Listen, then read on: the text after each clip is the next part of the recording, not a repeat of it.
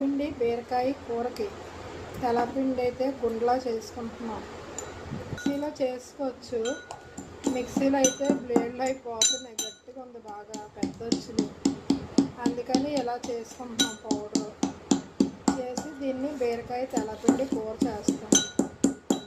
Hi అండి, ఈరోజు అయితే నేను బీరకాయ తెల్లపిండి కూర చేస్తున్నాను. తయారు చేసి విధానం చూపిస్తాను, ఒకసారి చూసేయండి. కొద్దిగా జీలకర్ర అయితే వేసుకుంటున్నాను. దాంట్లోకి ఉల్లిపాయలు, పచ్చిమిర్చి, వెల్లుల్లి రబ్బలు వేసుకుంటున్నాను.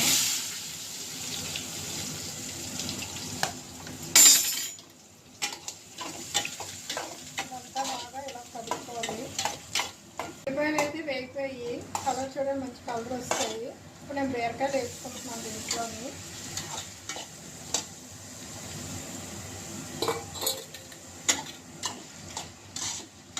ఇది బీరకాయ తెల్లపిండి కూర చేసుకొని లేడీస్కి, పిల్లలకి, ఆడపిల్లలకి అది పెడితే చాలా మంచిది నడుంకి.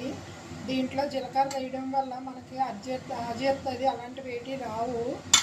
బీరకాయ తెల్లపిండి ఎప్పుడైనా మీకు నువ్వుల తెల్లపిండి దొరికితే వండుకోండి. నువ్వులు ఆడించేసి వచ్చిన పిండితోని మేము చేసుకుంటున్నాము. టమాటా అయితే వేస్తాను. ఇప్పుడు దీన్నంతా మనం బాగా కలుపుకోవాలి.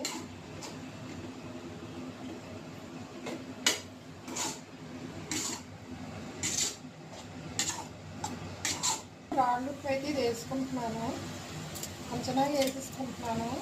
స్పూన్తో అయితే ఒక పెద్ద స్పూన్ ఉంటుంది. ఇది తెల్లపిండి ఉడికి వల్లే ఉడబవుతుంది, కూర ఎక్కువ అవుతుంది. దానికోసం నేను కొంచెం ఎక్కువ వేసాను ఉప్పు. రైస్లో కలుపుకుంటే సరిపోయేలాగా. చూడండి బీరకాయలు అయితే ఎంత వాటర్ వచ్చిందో. ఇప్పుడు నేను దీంట్లోనైతే కొద్దిగా కారం అయితే వేస్తున్నాను, ఒక స్పూన్ కారం.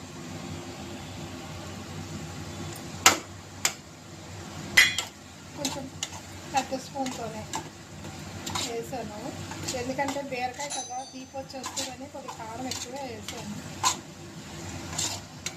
ఇదంతా మొత్తం ఇలా కలిపి దీంట్లోనే వాటర్ వేసుకోవాలి.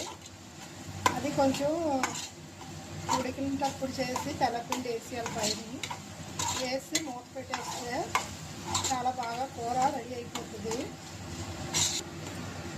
ఇప్పుడైతే నేను వాటర్ యాడ్ చేసుకుంటున్నాను. ఆయిల్ బయటకు వాటర్ వేస్తాను.